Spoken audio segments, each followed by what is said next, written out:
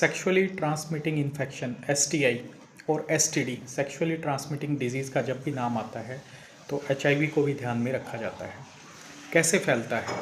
हम सभी यही समझते हैं कि HIV सिर्फ वजाइनल सेक्स से फैलता है। नहीं, एनल सेक्स से सबसे ज़्यादा फैलता है HIV, उसके बाद वजाइनल सेक्स से, और कई लोग तो ये भी समझते हैं कि ओरल सेक्स से HIV नहीं फैलता। ओरल सेक्स से भी HIV फैलता है, हालांकि जो चांसेस हैं वो उसके थोड़े से कम रहते हैं अगर माउथ सोर्स हैं जेनिटैलिया में या फिर ओरल कैविटी के अंदर और सीमन को एजिकुलेट कर दिया गया माउथ के अंदर, तो इससे भी ये जो हमारा HIV है ये फैलता है। ये हमें जानकारी होनी चाहिए।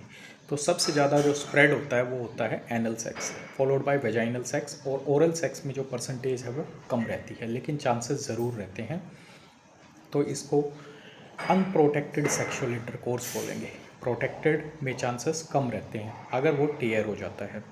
कॉन्डोम या फिर कोई भी डैम्स आपने यूज़ किया है, लेकिन अगर आपने अनप्रोटेक्टेड सेक्सुअल इंटरकोर्स किया है तो चांसेस ऑफ स्प्रेड के जो है ज़्यादा रहते हैं। सबसे पहले एनल सेक्स में, उसके बाद वेजाइनल सेक्स में, और फिर ओरल सेक्स में। अगर कोई माउथ में सोर है, ब्रेकेज है, टेयर है, एनल सेक्स में सबसे ज़्यादा चांसेस क्यों रहते हैं HIV के स्प्रेड के? जो स्किन है वो थिन होती है, फ्लेक्सिबिलिटी कम होती है, रप्चर ज़्यादा होता है, टेयर ज़्यादा होता है, और ब्लीडिंग के चांसेस भी ज़्यादा होते हैं। इसलिए एनल सेक्स से HIV का जो इन्फेक्शन है अनप्रोटेक्टेड एनल सेक्स से वो ज़्यादा फैलता है अगर किसी इन्फेक्टेड पार्टनर के साथ किया जाता है। इसको ध्यान में रखिएगा और अपने आप को स्वस्थ रखिएगा। धन्यवाद।